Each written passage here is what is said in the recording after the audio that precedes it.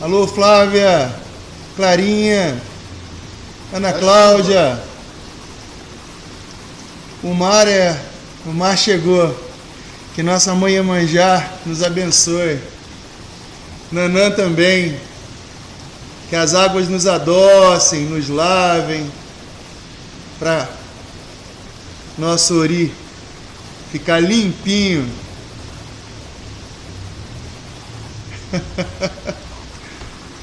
Então, vamos começar? 9 pessoas. Fala, Pete! Oi, Débora! Olha a Nanã aí. Nanã trouxe a chuva. Oi, Dani.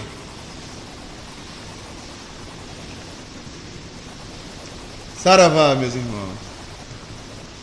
Salve, calmaria. Então, ficamos bastante tempo ausentes, depois de um tenebroso inverno, mas agora vamos tentar manter a rotina, a regularidade. Essa história de devoção espiritual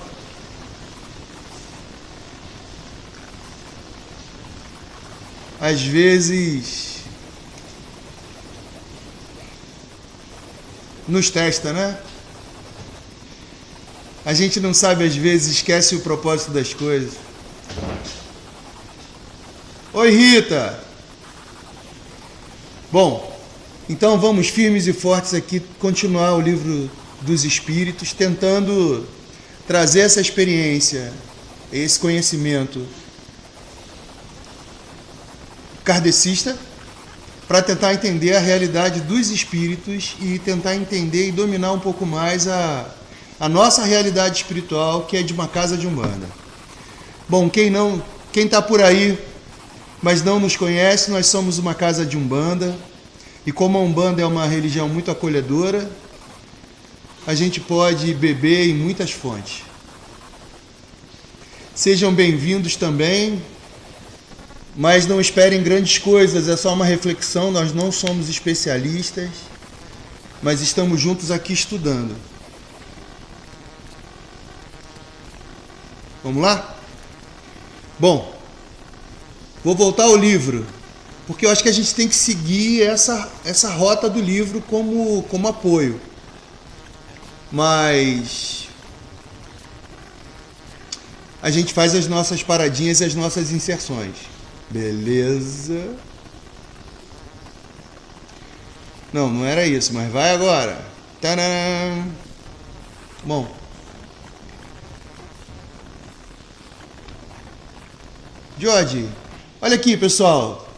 No nosso último estudo, bom, eu já fiz a minha prece, pedindo iluminação, pedindo para que a gente tenha uma boa conversa. É um momento sempre difícil, porque é um pouco tenso isso. Ficar assim, em rede nacional, sei lá quem tá vendo, né? Ou que besteira a gente vai dizer, mas temos todas as liberdades.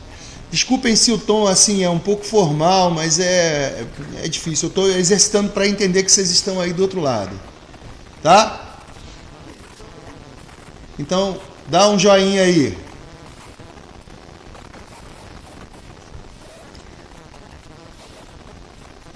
Bom, então, da última vez a gente começou pela segunda parte do Livro dos Espíritos, em que a gente passou por esses tópicos: perispírito, diferentes ordens de espírito, uma escala espírita. É muito bacana essa ideia de separar os espíritos em categoria, embora essa categoria seja muito difícil de delimitar. Até o momento que a gente tocou a última parte, a gente falou um pouquinho sobre essa progressão dos espíritos e esse conceito de anjos e demônios. Alguém tem alguma questão para tratar disso? Ou que relacione isso com a nossa realidade? 4. Deixa eu ver. Carolina, você tá aí? Tem um delay danado. que eu não tô com um delay, não. Eu não consigo. Então, enquanto vocês não se manifestam, porque tem um delay, Falando coisa espírita. Certo? é. Vamos lá. Eu acho bacana retomar desse ponto aí, que é a questão 127 do Livro dos Espíritos, porque vai ajudar a gente a refletir. Bom, os espíritos, a pergunta é a seguinte: os espíritos são criados iguais quanto às faculdades intelectuais? Eu escolhi essa pergunta porque várias vezes na vida a gente encontra pessoas que acham que os espíritos são diferentes, que as pessoas inteligentes já foram feitas assim, que as pessoas dedicadas já foram feitas assim, ou que as pessoas tortas já nasceram tortas e não tem jeito de consertar, de que a maldade é inerente ao espírito ou que a bondade é inerente àquele espírito. Mas é bacana porque, pela perspectiva da religião espírita, os espíritos são todos feitos da mesma maneira. E sendo feitos da mesma maneira, todos têm a mesma oportunidade. Mesma oportunidade de crescer, se desenvolver e principalmente de fazer escolhas. E essas escolhas vão determinar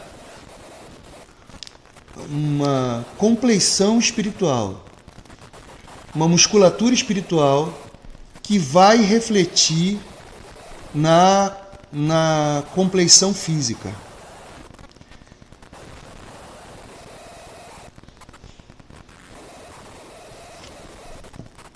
Entenderam? Isso. E aí, em alguns momentos, o Livro dos Espíritos trata do espírito, trata do corpo, como apenas um invólucro para o espírito, né? Mas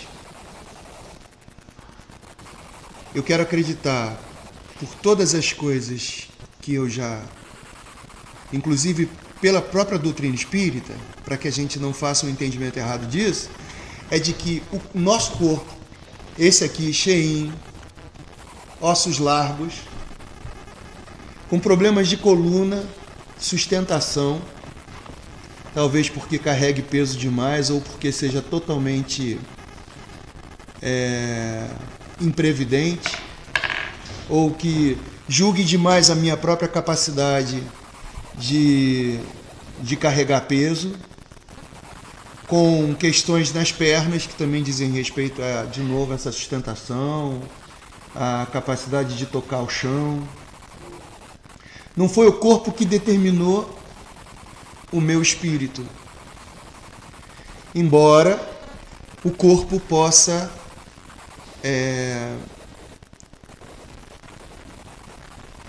facilitar ou dificultar a manifestação da alma. Então não é só uma vasilha, né, onde o espírito preenche. O corpo é antes concebido a partir dessa alma que foi agregada a ele no momento da encarnação.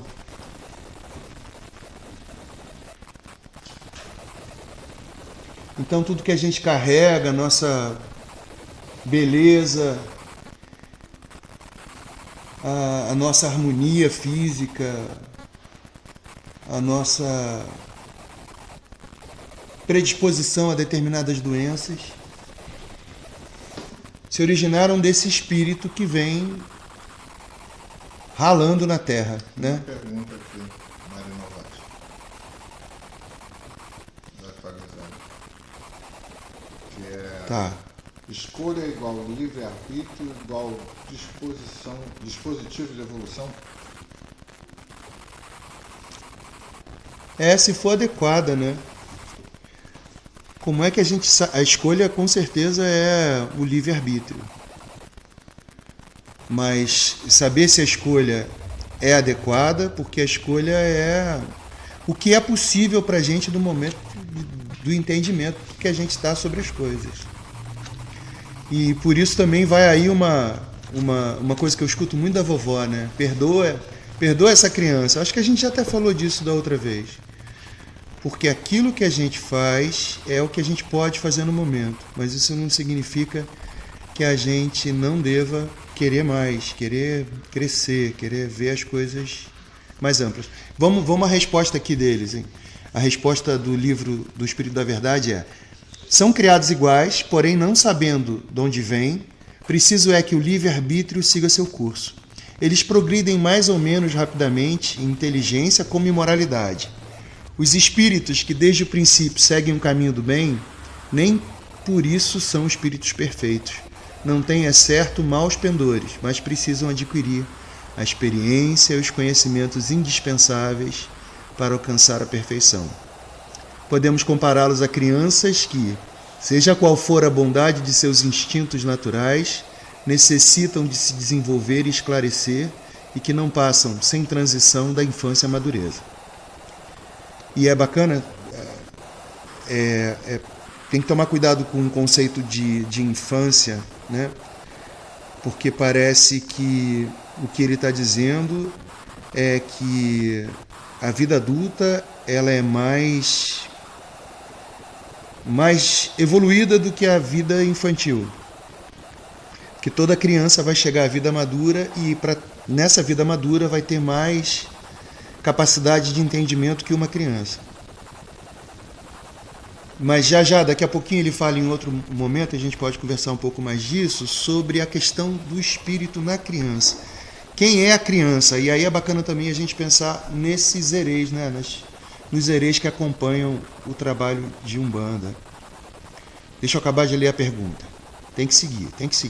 Simplesmente, assim como há espíritos que são bons e outros que são maus, desde a infância, também há espíritos que são bons ou maus desde a origem, com a diferença capital de que a criança tem instintos já inteiramente formados, enquanto que o espírito, ao formar-se, não é nem bom nem mau. É isso.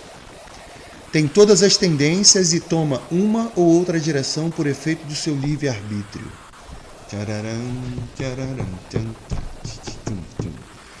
Vamos seguindo. Qual o objetivo da encarnação dos espíritos? Bacana do livro dos espíritos.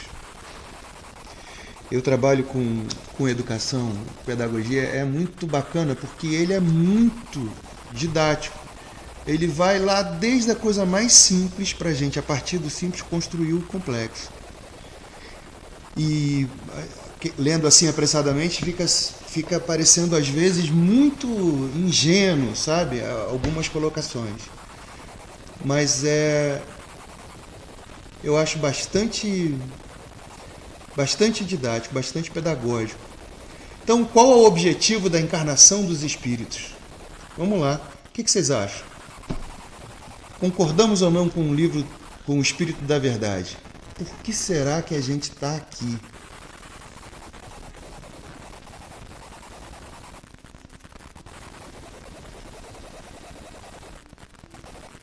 Esse trem tá parado. Eu acho que tá. Bom. Se a gente está perguntando evolução, Evoluir por quê? Às vezes eu pergunto, né? Será que Deus fez a gente pensando assim, vou criar esse espírito e vamos ver até onde ele chega?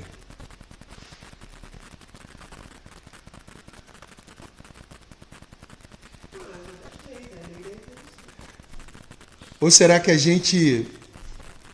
não existe um plano, não existe digamos assim, as tarefas a serem cumpridas e direcionadas para um caminho de evolução, e a gente não seguindo, a gente teoricamente volta, né? Não sei, para... Exatamente, começa de novo. É um jogo de trilha. Não sei. Pode ser, uma boa comparação. Assim, pensando em analogias, acho que seria... Imagem e ação. Pois é, ou eu gosto de pensar como a natureza. Eu acho que algumas coisas não são propositais, mas são inerentes da vida. Se a gente pensar na gente como parte de alguma coisa, por exemplo, quando a gente pensa nas plantas, a semente um dia apareceu e ela foi fruto da evolução e do desenvolvimento do vegetal, mas eu acho que ela não tem marcada para ela um destino. Mas quando ela amadurecer ali no fruto, quando ela for lançada na terra, o destino dela vai ser lançado. E ela, cada semente, vai ter um destino diferente.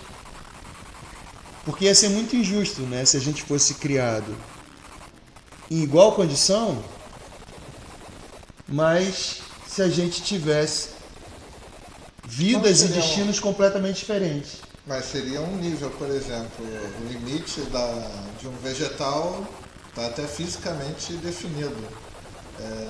Vamos botar assim, se fosse um cachorro já tem um limite que vai das suas pernas aonde ele vai alcançar.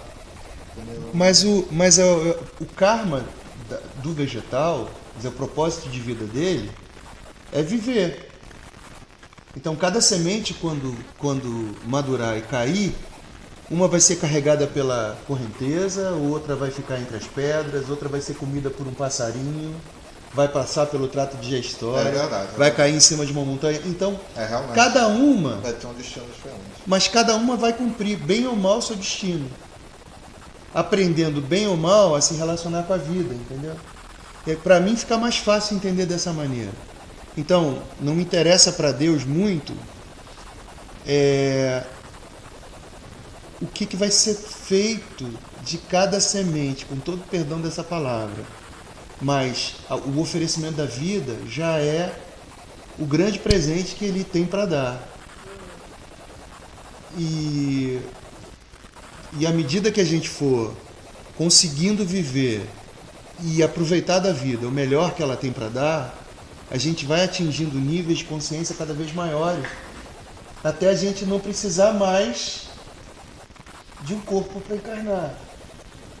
Boa. Não é? Não é bonito isso? Então, eu vejo muito, eu penso muito nessa questão, e principalmente para a gente que é umbandista, a natureza é um modelo onde a gente precisa buscar. A nossa tradição diz que a gente foi concebido por orixás que representam a natureza. E essa natureza, ela se espelha na gente, né? Como se na palheta de Deus, lá na palheta divina, foram pegar um pouquinho de cada coisa, um pouquinho de cada energia, de cada orixá para conceber a gente. Cada um foi feito de uma cor diferente. Cláudia diz que eu sou rosa, então eu fui feito com muita energia da Oxum. Rosa pode ser atribuído ao Oxum, pode também ser uma das cores dos Ereis, da Ibejada, não é isso? Tudo bem, né? Mas também é azul, mas também é amarelo, cada um numa faixa de vibração trazendo conceitos diferentes. A Cristiane está perguntando assim, para resgatar alguma coisa? Para resgatar, bom, se pensar lá do início, de quando a gente foi concebido como espírito, talvez a gente tenha nascido sem erros, sem pecados. Então não existe resgate. Mas vamos dizer que o nosso objetivo seria fazer uma nova planta, na semente, né? Como semente, a gente caiu na terra para fazer, mas se a gente teve alguma coisa que desviou o caminho, a gente acabou não virando planta, a gente não fez o que a gente tinha que fazer. Né? Sim, aí você, teoricamente, você teria que resgatar isso numa próxima. Aí eu acho que você continua aproveitando essa oportunidade que a vida vai te dar, seja ela onde for. O fato é que no momento em que você não conseguiu se realizar como planta, está ali em você uma limitação que só vai terminar quando você vencer isso. Sendo planta ou sendo qualquer outra coisa. Eu gosto de pensar que o propósito da vida é complicado, tá, gente? É muito pessoal, por favor. O propósito da vida é participar da vida como um milagre. Cada um de nós ganhou essa dádiva de participar do milagre da vida. E quanto mais a gente estiver consciente dessa viagem que é viver, que é se tornar pleno com o lugar onde a gente está, tornar o nosso espírito pleno da beleza, da maravilha, das possibilidades. Isso é o objetivo da vida. À medida que a gente vai vivendo, vamos ganhando possibilidades e abrindo outras necessidades. Olha só, eu gosto muito de pensar nessa questão dos ciclos. Eu trouxe um filme para vocês, eu vou passar um filmezinho, vamos ver, 5 minutos, uma animação, tá? Pode, deixa. Vou botar, hein? Toca o play. Toca o play.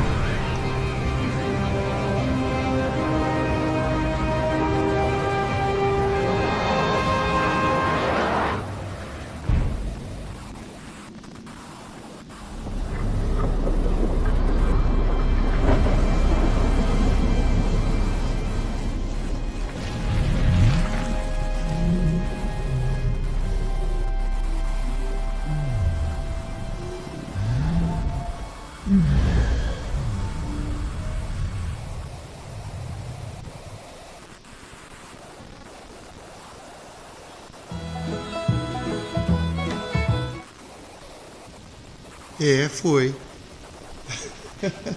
Bonitinho, né? Mas eu acho que o destino da gente é esse. Se transformar em muitas coisas. Mas o interessante é que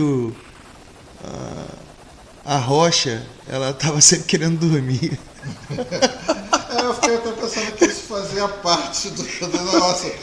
Porque eu tive a sensação de que o destino dela não foi ela que traçou, as coisas foram acontecendo, ela, poxa, foi em todas. Talvez ela não tenha aproveitado, né? Como deveria. Exatamente, ou não teve chance de direcionar. Ela só foi assim, posso dormir agora? Não. Foi de tudo, virou canhão, virou vidro. Dá dó, não dá? Mas é um tipo de resistência que a alma tem, né?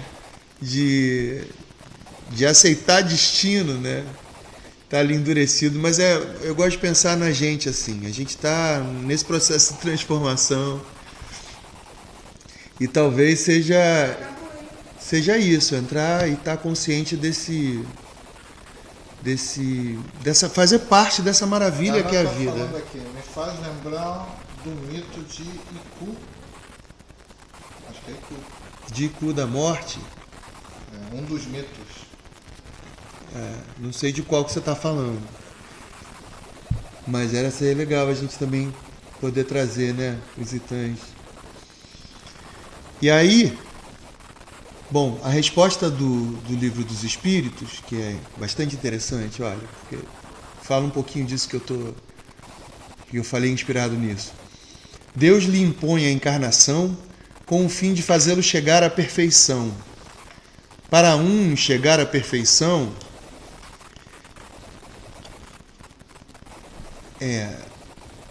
e aí que eu faço um pouco de ressalva. A perfeição precisa ser bem entendida, né?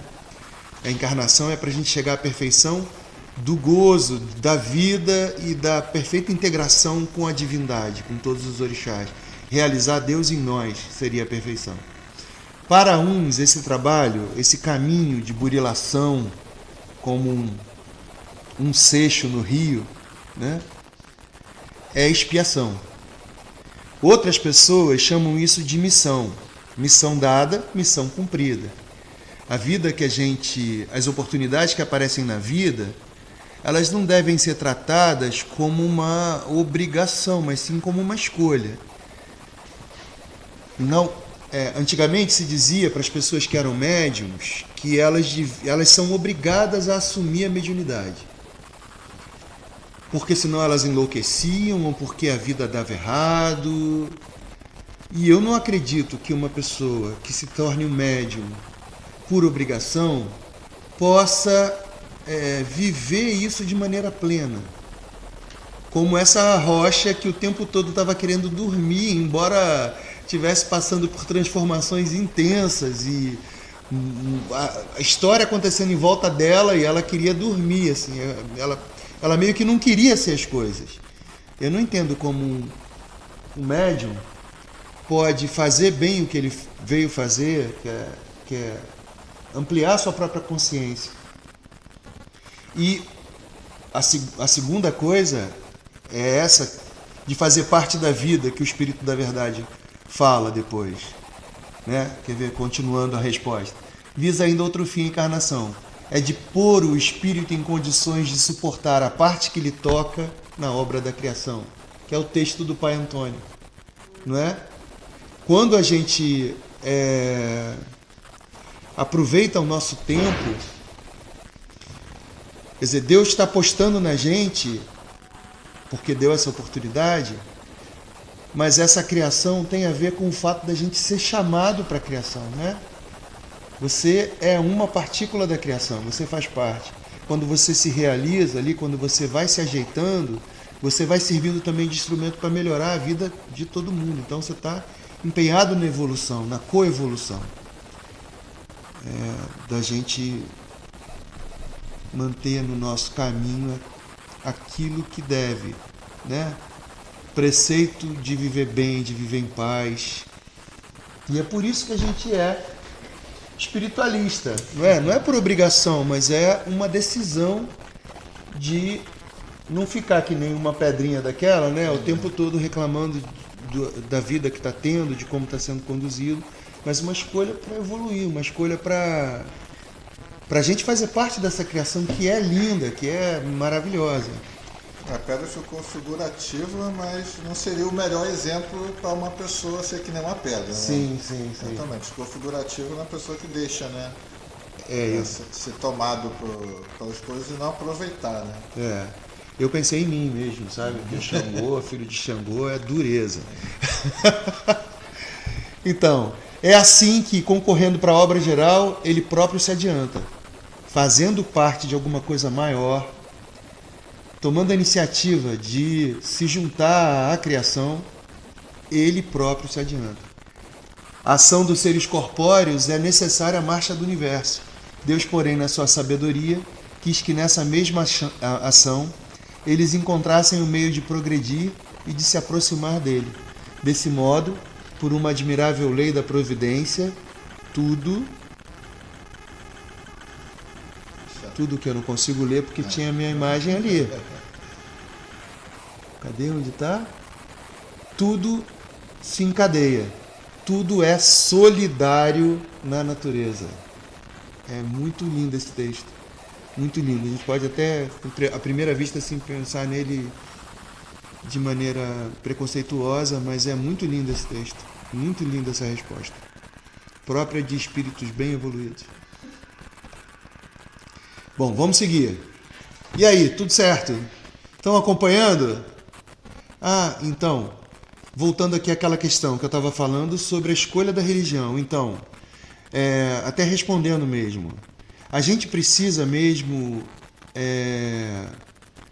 quem é médium precisa ser médium.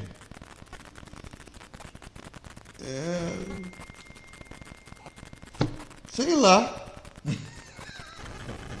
lá o que tu vai fazer com isso, né? Porque ser um médium e estar obrigado e não viver e não aprender com o que faz também não é bom. Então eu não entendo essa imposição. Eu entendo que algumas pessoas, porque nós somos espíritos que a gente vem que nem aquela pedrinha passando de um planeta para o outro, né? De um ciclo para o outro. A gente vem evoluindo e mudando de corpo, mudando de identidade, embora nossa personalidade e alma seja a mesma. Então, por que eu estou falando isso? Ser médium ou não ser médium. Sim, ser médium ou não ser médium. Então, esse espírito vem com necessidades e com decisões para se rematerializar. E nessas obrigações e decisões, algumas são de uma natureza muito profunda. É como alguém que, tendo um problema de coluna, para sempre vai ter que pensar no esforço que faz e frequentemente vai ficar alijado do movimento porque tem uma natureza física tal que o obriga a ficar deitado contemplando o teto, se ele não se cuida. Então, o médium ele vem com algumas características que vão fazer com que ele seja frágil em algumas questões e sensível em outras. E muitas vezes a cura para essas dificuldades, fragilidades e sensibilidades, o emprego dessas sensibilidades, vai ser apaziguado quando ele fizer aquilo que se propôs. Então, não é o espírito que vai obrigar, nem o orixá que vai bater e vai dar surra, mas tratar-se adequadamente, cada um tratar da sua necessidade adequadamente, como eu levianamente não faço, fisicamente. Mas eu às vezes me lembro disso. Impõe essa realidade. Entendeu? Não quero me... Com a conjunção disso, a gente tem que seguir, né? Não é exatamente fazer igual a pedra. Diante dessas dificuldades, a gente fazendo o trabalho, né, para os outros, isso acaba até exatamente mostrando a sua possibilidade diante das suas dificuldades, né? Isso serve de aprendizado para as outras pessoas. Sim. Não sei se... Eu sempre digo aqui que quando a gente faz um trabalho espiritual para alguém, né? Eu quando deito lá e faço a gente faz às vezes um recolhimento, ou quando a gente faz um bate-folha em alguém, a mão que está fazendo, que está se dando, está ganhando. E à medida que ela se disponibiliza a dar, ela se vitaliza e adensa o corpo, fortalece o corpo espiritual. Então, estar a serviço dos outros ajuda. Por isso que a mediunidade é um processo de cura. Então, as pessoas não vão ficar doentes se elas não seguirem a espiritualidade. Mas elas estão doentes. Estamos todos. E esse é um processo de cura. A religião é um processo, é um dos caminhos de cura, de redenção. Mas tem um monte de outros. Qualquer caminho, uma das virtudes que se espera de uma pessoa que amadureceu é que ela seja fiel e disciplinada. Então, se você está no caminho espiritual e você entendeu que esse é uma maneira de se desenvolver, de melhorar como pessoa, você precisa empregar a disciplina e a fidelidade e seguir esse caminho, para não deixar as pessoas na mão, para criar uma atmosfera em volta de você de compromisso, de responsabilidade. Então é por isso que a gente está... Por isso que a religião impõe esse conjunto de comportamentos, porque é condição para o espírito que resolveu amadurecer. Bonito! Então vamos lá. Aí, muito bem.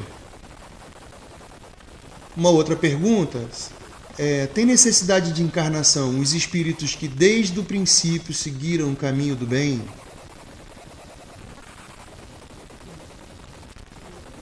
Boa pergunta. Muito boa. O bom é que ele responde. E a gente não fica na mão. O que a gente precisa pensar é se a gente consegue perceber isso no dia a dia, inclusive com os espíritos e antepassados que a gente trabalha. Todos são criados simples e ignorantes e se instruem nas lutas e tribulações da vida corporal. Deus, que é justo, não podia fazer felizes a um, sem fadigas e trabalhos, conseguintemente sem méritos. É dando que você recebe, falando aqui a Ana Cláudia. Sim, é dando que se recebe. Perfeito. Então, a gente às vezes inveja, né? Eu não é que invejo não, mas às vezes eu fico com um pouquinho de raiva das pessoas que têm... sim, eu sou uma pessoa imperfeita, vocês não sabiam não? Eu fico. Quando eu vejo pessoas que às vezes não estão aproveitando bem as oportunidades, né, que a vida traz, eu fico bem aborrecido, assim, achando que, poxa, tanta chance, né? A pessoa está tendo e não está aproveitando. Isso é um descaso com a divindade. Mas aí eu tenho a Cacau para me dizer que eu também faço isso. E eu me dou conta que eu mesmo estou nesse momento não aproveitando tudo que a divindade, que a vida na Terra traz de possibilidade, porque eu estou preso a um monte de ideais e desejos pessoais que não me permitem ir além, né? Ir além. Tô nesse time também. Tá, pô, obrigado, cara. Mas é isso, mas no momento em que a gente entende que o que é isso, né? Quando a gente começa a buscar, eu acho que é isso que é o barato de estar tratando dessas coisas. Uma das perguntas que se faz, que o Kardec faz muito inteligentemente para o Espírito da Verdade, é se o estudo de alguma coisa modifica o espírito. A gente chega lá. Parece uma propaganda de partido político, a resposta, mas é melhor a gente aproveitar o que é bom. Bom, aí tem uma segunda pergunta, né? Mas então, de que serve aos espíritos terem seguido o caminho do bem, se isso não os isenta dos sofrimentos da vida corporal? Boa pergunta, de novo, né, Cacau? Então, para que adianta a gente servir ao bem se isso não livra a gente do problema? Para que adianta vestir o branco se a gente continua sem ganhar dinheiro, sem ter uma companhia adequada, só encontrando sapato furado por aí? E o Espírito da Verdade nos esclarece muito adequadamente. Para quê? Chegam mais depressa ao fim. Olha, isso é uma corrida de coelho. Não é exatamente isso, né? Demais, as aflições da vida são muitas vezes a consequência da imperfeição do espírito. Foi criado puro, sem maldade, também sem conhecimento. À medida que foi vivendo, foi caindo em alguns lugares, aprendendo outros. Foi acumulando dívidas. E quanto piores escolhas fez, pior tornou a vida. Quanto mais sábio for, menos escolhas erradas faz, mais fácil é viver. Então, o que adianta seguir o bem? Se adianta que você não sofre tanto, não vai lá para fora da rodinha da perfeição que a gente já falou, roda da fortuna. Né, Cris? Cris está aí? Aquele que não é invejoso nem ciumento, porque a Cris joga tarô, gente. Aquele que não é invejoso, nem ciumento, nem avaro, nem ambicioso, não sofrerá as torturas que se originam desses defeitos. Ai, meu Deus, eu vou ralar muito ainda. Vamos lá. O que é a alma? Essa mole, a gente já tratou disso em outro momento. É um espírito encarnado. E o que a alma era antes de se unir ao corpo? Espírito, entendeu? Então é assim, espírito é a alma encarnada. Tá, isso por quê? Simples, né? As almas e os espíritos são, portanto, idênticos. São a mesma coisa? Sim, as almas não são senão os espíritos. Na Umbanda, a gente geralmente trata as almas como almas os que já foram, né? As almas do Rosário de Maria, São as almas dos espíritos que desencarnaram e começaram a trabalhar nessa corrente. Aqueles próximos que já têm consciência. As almas acenderam o candeeiro, lá no fundo do mar. Então, as almas, e aqui o conceito é outro, tá? A alma é só o espírito incorporado. Mas na Umbanda a gente trata as almas como uma falange de trabalho, a falange dos antepassados que retornam para ou resgatar, ou servir de inspiração, ou estar pertinho da gente para levantar a perna da gente para não cair no buraco, né? Mas quando a gente cai não é culpa deles não, é nossa mesmo, que não deu tempo deles segurarem direito, que a gente se adiantou. Há no homem outra coisa além da alma e do corpo? Bom, isso é só um retorno, né? Então, retomando aquela fala inicial, vocês não estão me vendo, mas eu estou apontando aqui para a imagem. Ah, não vai dar porque vai estar mesmo, né? Então, vamos ver. Aqui temos o espírito, aqui temos o duplo etérico e aqui temos o corpo. Eu botei essa imagem porque a gente já falou um pouco disso, né? A gente tem um espírito que, para ser condicionado no corpo, precisou do duplo etérico. Esse espírito pode sair do corpo à noite, sai, evidentemente. E aí, esse corpo, ele não é, só para retomar isso, ele não é para mim. Um invólucro não é uma casca. Ele é o nosso espírito manifesto, materialmente. É preciso que a gente tenha muito respeito, porque isso somos nós, de alguma maneira, só que densificados. Por isso a gente canta casinha branca, que eu mandei fazer. Casinha branca, casinha branca, Que eu mandei fazer para ofertar a seu Omulu, seu Atotô Baluaê. Então, o Baluaê é o dono da terra. É aquele que possibilita a nossa encarnação. Ele cede, né? Ele faz esse acoplamento da alma no corpo, de acordo com o nosso merecimento. Então, esse corpo precisa ser respeitado, como, entendeu? Por isso que eu sofro. Esse corpo precisa ser respeitado porque ele é veículo da alma e manifestação dela. Por isso a gente precisa livrar o corpo da nossa loucura, para que essa alma se manifeste mais plenamente e não produza loucura. Por isso uma das condições da vida madura espiritual é a gente não ser usado pelas coisas, a gente usar, né? Então você bebe porque quer, você fuma quando quer e não é bebido nem é fumado. Não é isso? Beleza, vamos seguir? Mas enfim. Eu estou tentando trazer aí umas perguntas que fazem paralelo com o nosso trabalho. A alma independe do princípio vital, o corpo não é mais do que um envoltório. Repetimos-lo constantemente. Beleza. Eu não concordo, né? Eu estou dizendo que o corpo não é que eu não concorde, eu acho que ele não quis tratar nesse momento desse jeito.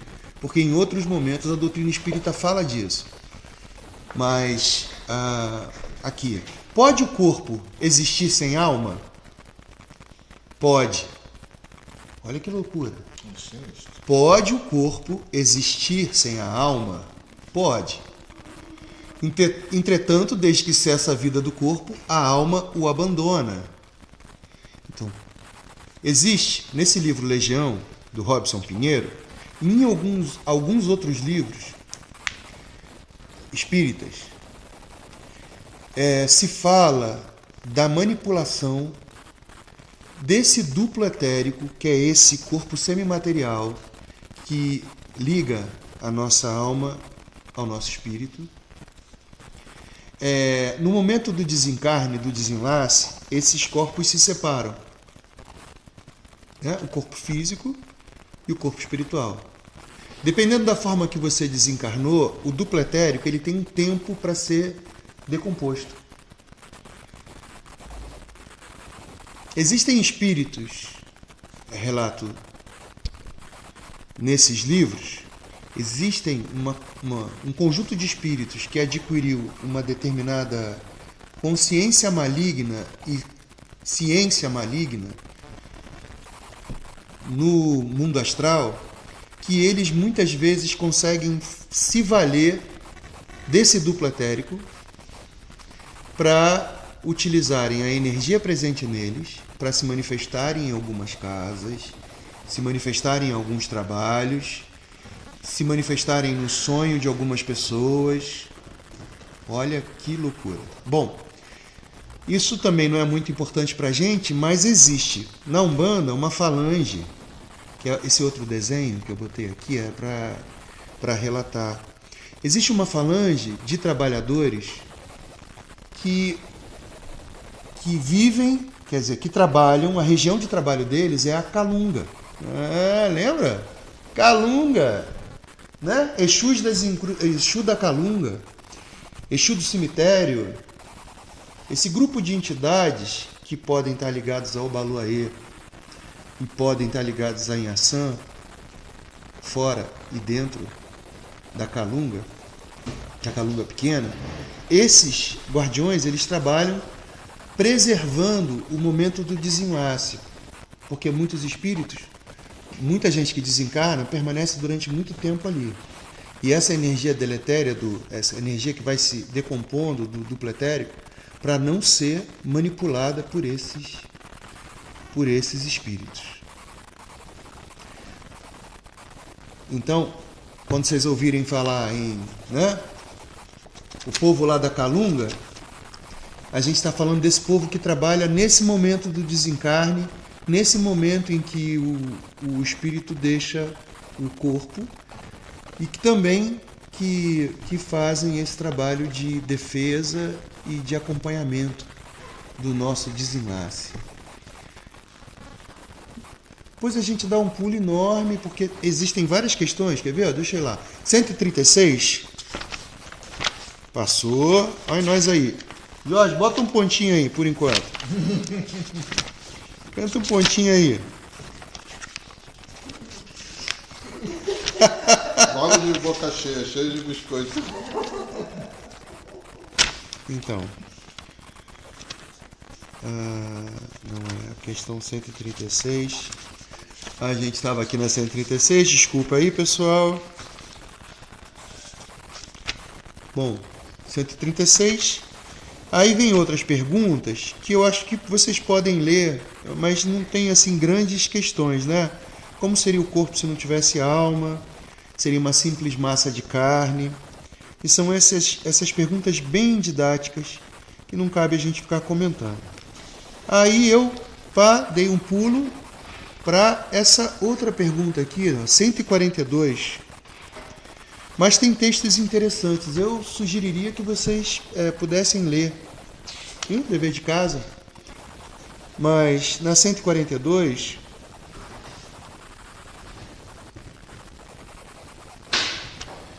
Que dizeis dessa outra teoria segundo a qual a alma, numa criança, se vai completando a cada período da vida? É como se o espírito da criança fosse um espírito simples, que à medida que ela fosse vivendo, fosse se tornando maduro, né? Então, o espírito é uno e está todo na criança, como no adulto. Os órgãos e instrumentos das manifestações da alma é que se desenvolvem e completam. Ainda aí tomam um efeito pela causa. Ele está falando das pessoas que fazem essa pergunta, né? Mas isso trata da questão do quem são os nossos filhos, que é uma oportunidade para a gente pensar sobre isso. Quem são nossos filhos? Quem fomos nós enquanto crianças, não é? Em outros momentos, a doutrina e algumas religiões falam da infância como um momento em que você tem um vínculo tal do espírito à matéria, esse vínculo ainda é pequeno. De maneira que a memória do que aquela alma é, de todas as experiências, do caráter mesmo, né, dessa alma, ainda não está perfeitamente manifesta. Mas a alma numa criança é a mesma que atravessou outras vidas e é a mesma de quando ela se tornar um adulto.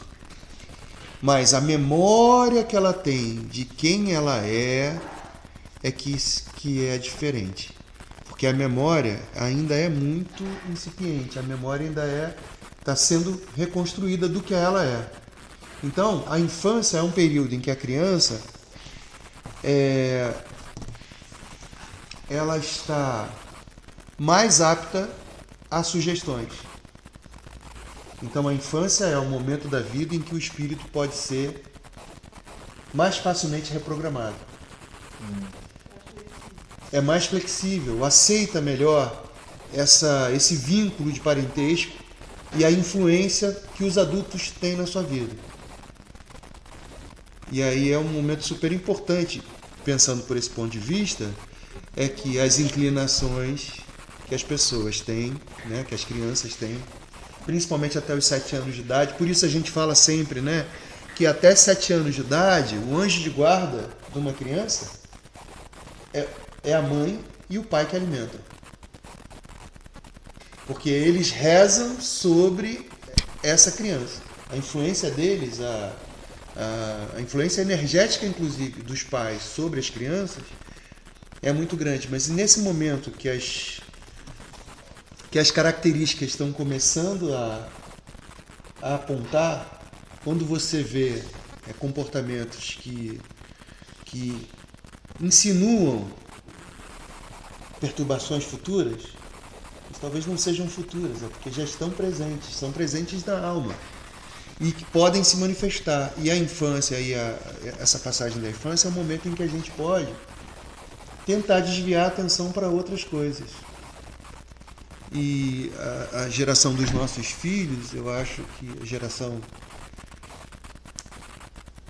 essa geração perdeu grandes oportunidades, porque a gente vem de geração, mas não vou entrar nesse mérito não, né? Sim, mas é isso, então...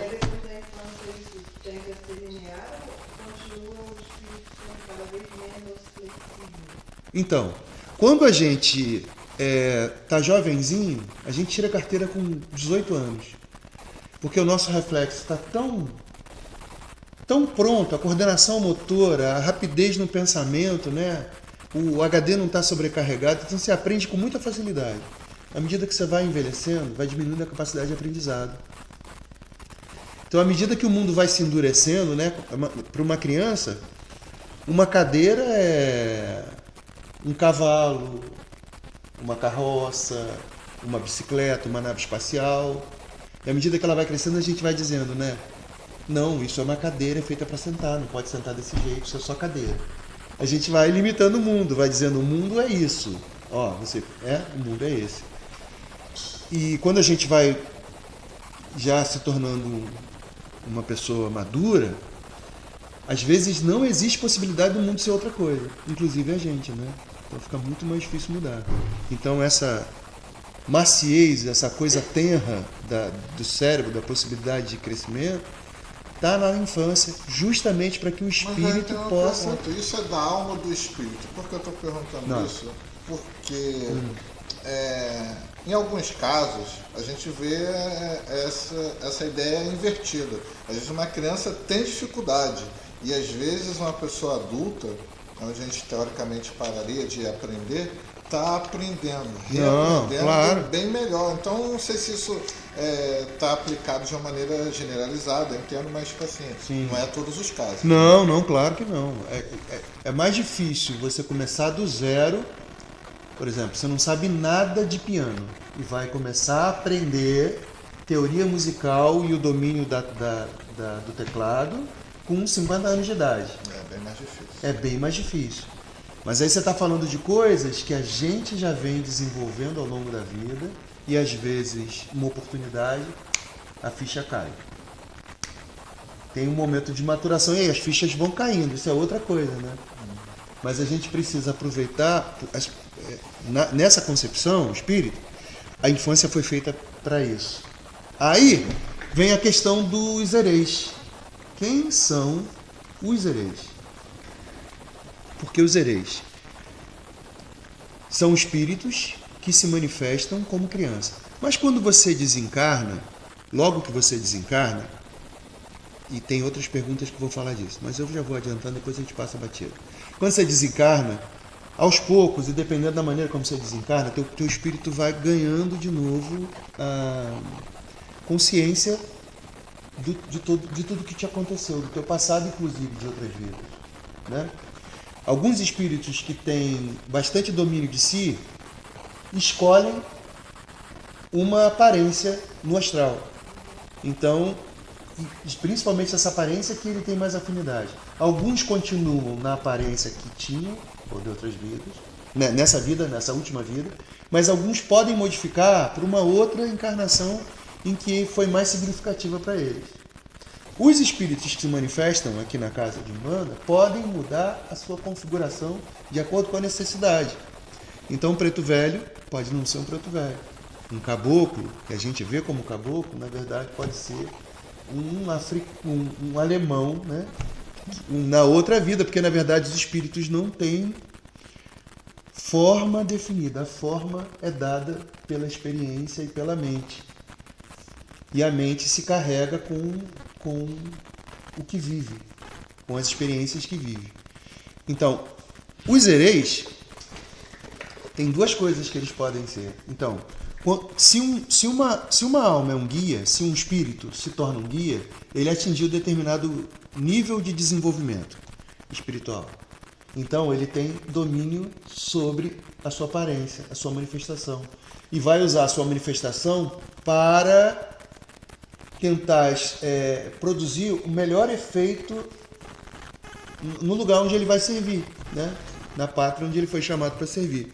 Por isso, foi mal. Então, por isso que a gente diz que o mesmo espírito que baixa, às vezes, numa igreja carismática, é o mesmo que se manifesta aqui, que é o mesmo que se manifesta na casa espírita. Só que com aparências e vocabulário diferentes de acordo com as circunstâncias. Então, aí o herê, de novo, né? Eu não consigo chegar lá. Mas o herê então ele é um espírito que atingiu determinado domínio, e aí, como ele tem muita afinidade com essa linha, né, da alegria, ou que ele teve uma experiência muito significativa enquanto infância, no momento da infância, ele pode assumir essa forma. Alguns espíritos que desencarnam ainda criança também manifestam essa forma infantil, mas só se ele tiver condição de continuar nessa forma.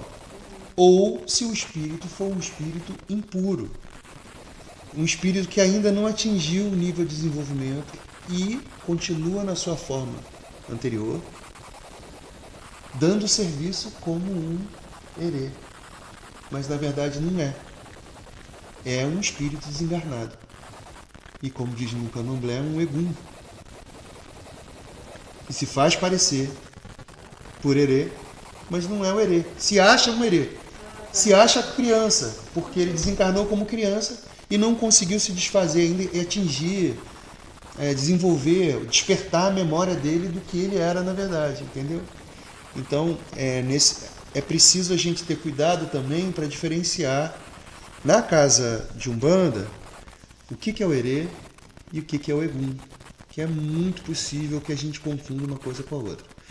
E existe uma outra corrente de hereis que são os encantados, que aí são espíritos que não são humanos, mas que têm familiaridade com o humano e acabam se manifestando. Muitos não falam, muitos não incorporam, mas estão na casa espírita promovendo Só uma perguntinha.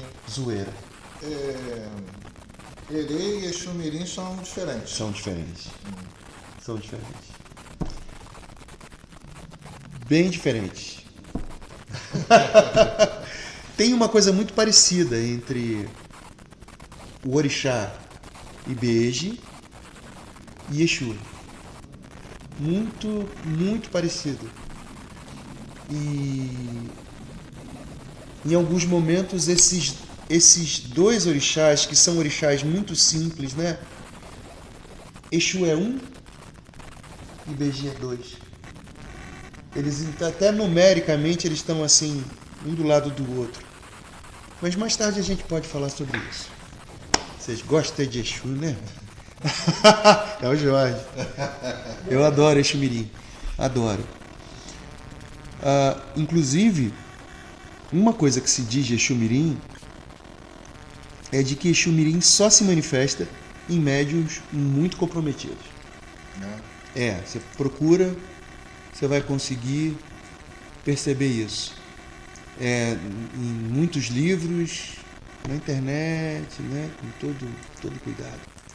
Beleza, pessoal? Que hora nós temos? Caramba! 9h39. Bom, é isso. Aqui a gente vai começar a falar sobre a alma. Depois, né? Um outro dia. A alma após a morte. O que sucede no instante da morte? Isso é importantíssimo pra gente. Importantíssimo. Aqui na cura a gente tem muitas experiências que falam desse momento de desencarne, falam dos traumas que ficam para esses espíritos desencarnados.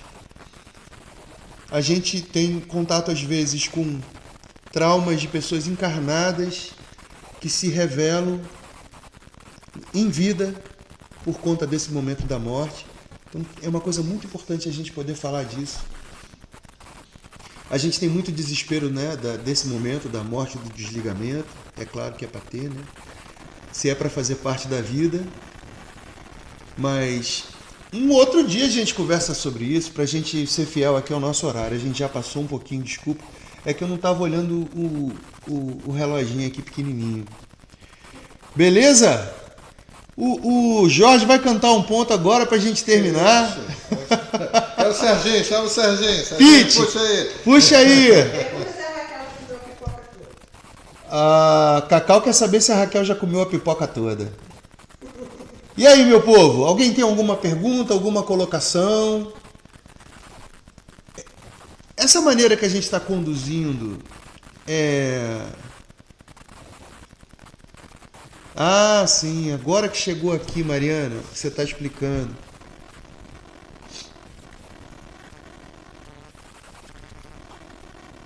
Iku, Exu e beijo. O tamborzinho. Tamborzinho da vida.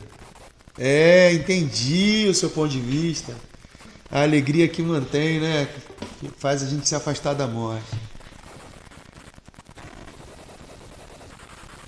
Já acabou a pipoca. Bom, eu estava perguntando o seguinte: esse modelo tá tranquilo? Tá cansativo? Tem um delay, então é difícil às vezes poder retomar as perguntas. 30 segundos. Pra gente conversar. 30 segundos de delay. Tipo 1, 2, 3.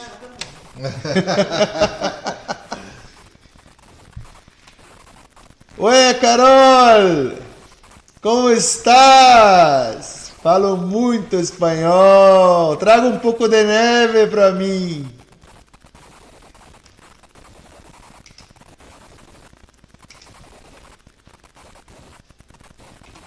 Aê, bonitinha!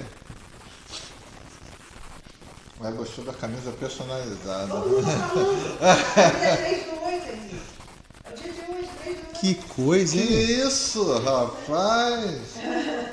Carne, pô. Macumba.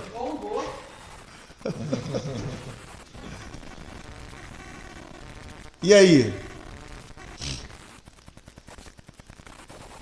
Bom. Eu vou fazer esse... Assim acho que vai ser O melhor. Jorge vai fazer alguma coisa. Não, para você ver o retorno do pessoal aqui fica melhor. Aí.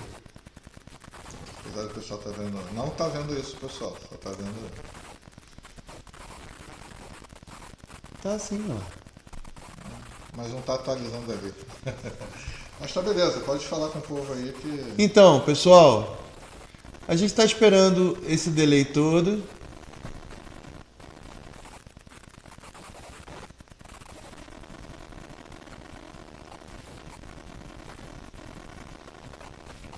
Sim.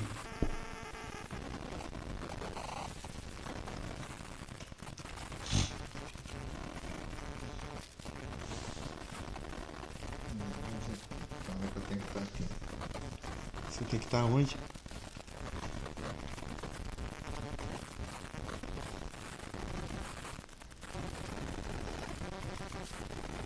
Não. O que você quer? Tem que clicar para poder voltar. Perguntas? Não? Nenhum comentário? Nem responder a minha pergunta. Não. Valeu pelo aprendizado, muito bom. É o Serginho falando. Beleza, Pete? O chato é eu estar nessa condição de professor. Beleza. Considerações finais? Bom, povo de Axé, em té. Até o nosso próximo encontro. Agradecer o Jorge que trabalha muito pra gente fazer isso. Chega aí, Jorge! Isso funciona. É um jeito da gente estar juntinho, né? E continuando nossos estudos. Olha o que o Serginho colocou, maneiro. É o A, é o B, é o C. Me empresta sua cartilha que eu também quero aprender. É isso aí, vamos pedir ao Espírito da Verdade. Valeu, galera. Olha, que Deus ilumine vocês nessa noite. Que ela possa ser refazedora, né? Que a gente possa aproveitar essa noite de descanso para ir onde a gente precisa ir, para aprender o que a gente precisa, viu? Que os nossos guias estejam sempre pertinho da gente, a gente percebendo essa influência. Beleza? Bom ter você, estar junto nessa família maravilhosa. Muito bom, meu povo. Beijo!